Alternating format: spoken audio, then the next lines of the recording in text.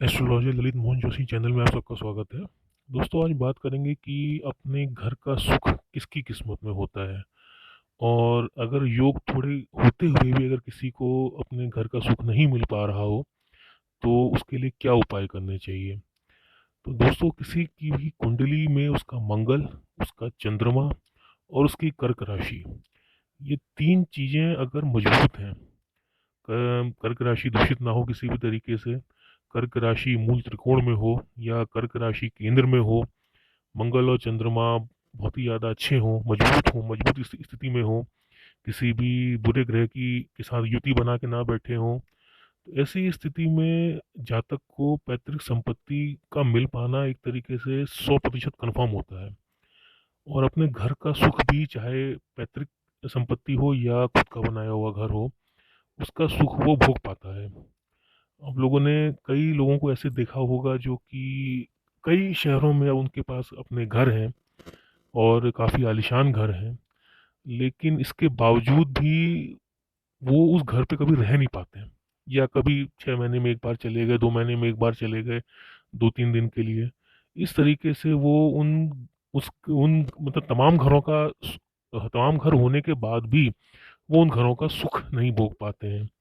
तो ये चीज़ देखी जाती है, जो घर का सुख है उसके लिए जो तीन चीज़ें किसी की भी जातक की कुंडली में देखी जाती हैं, वो होती हैं उसका मंगल, उसका चंद्रमा और उसकी कर्क राशि। ये तीनों अगर मजबूत हों, किसी भी प्रकार के क्रूर ग्रहों के साथ ना युति बना रहे हो, ना उनकी दृष्टि हो इन पे, तो ऐसे इंसान का अपना खुद का घर हो पाना, पैतृक संपत्ति का मिल पाना और उस घर घर के सुख का भोग कर पाना, ये सभी चीज़ संभव होती है ऐसे जातक के साथ।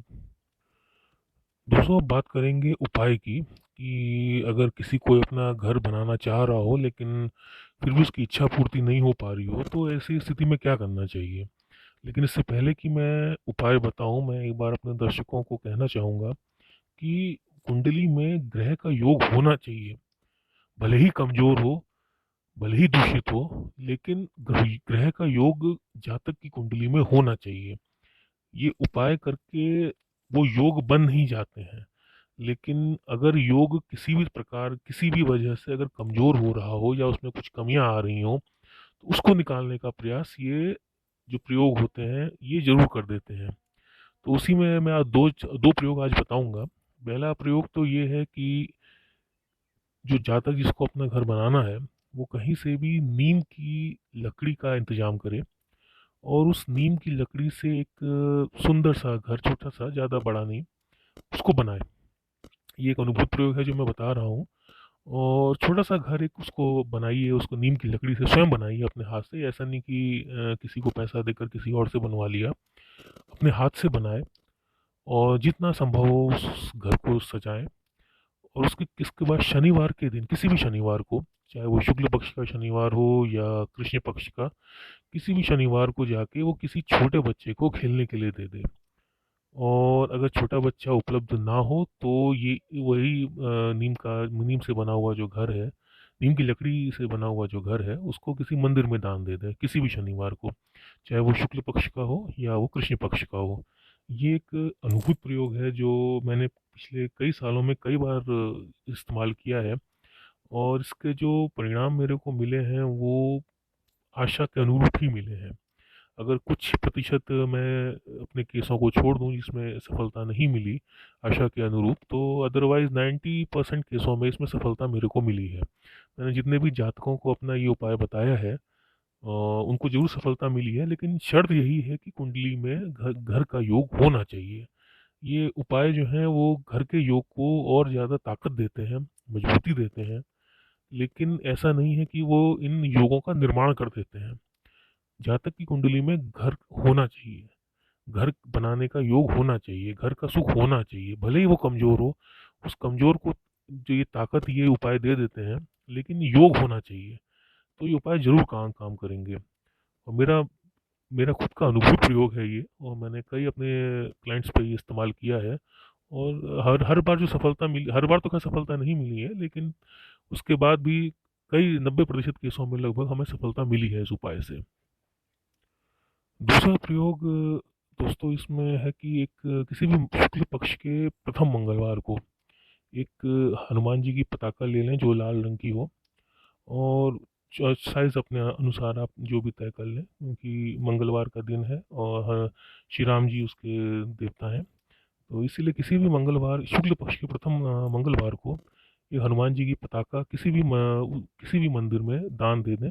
हनुमान जी को चढ़ने वाला जो सिंदूर होता है उससे उस पताका पे श्री राम लिखकर 3 बार किसी भी हनुमान मंदिर में उसको दान दे दीजिए। ये पताका वाला जो प्रयोग है ये कंटिन्यूअस 9 मंगलवार तक करिएगा। और जो नीम के पेड़ वाला है वो ज़्यादा से ज़्यादा एक बार में, अगर काम होना होगा तो एक बार में ही काम हो जाएगा। ये दोनों प्रयोग अनुभूत हैं, जो मैंने विगत 20 वर्षों के अपने अनुभव में इनसे बहुत सफलता देखी है, इन उपायों से। और जो भी, जहाँ तक हमारे और जो भी दर्शक हैं हमारे जो अपने अपने घर की समस्या को लेकर परेशान हैं, मैं उनसे रिक्वेस्ट करूंगा कि इन दोनों उपायों में से जो भी आपके लिए कर पाना संभव हो उसको ज़रूर करिएगा। और इसमें जो नीम का पेड़ वाला जो प्रयोग है उस पे तो मैं कहूँगा कि उसको तो एक बार अवश्य करिएगा, क्योंकि एक तो वो प्रयोग एक ही बार करना है, तो इसलिए उसमें जातक के लिए भी आसानी रहती है। और दूसरा, इसमें ज़्यादा खर्चा भी नहीं है। एक ही बार में अगर अगर आपको परिणाम मिलने होंगे तो वो एक बार ही काफ़ी होगा। आपको बार बार प्रयास करने की आवश्यकता नहीं होगी। हालांकि पताका वाला जो दूसरा उपाय मैंने बताया वो भी अनुभूत है, लेकिन 9 मंगलवार तक करते करते कई लोगों की हिम्मत ख़त्म हो जाती है। उनमें इच्छा भी नहीं बचती और वो बीच में छोड़ देते हैं उपाय को। इसलिए मैं ऐसा कहूँगा कि अगर आप लोग जिसके लिए जैसा संभव हो वो उसी के अनुसार इन दोनों में से कोई भी प्रयोग कर ले। और उसके बाद कमेंट्स के माध्यम से हमें बताइएगा कि आपको कैसा अनुभव हुआ। नमस्कार।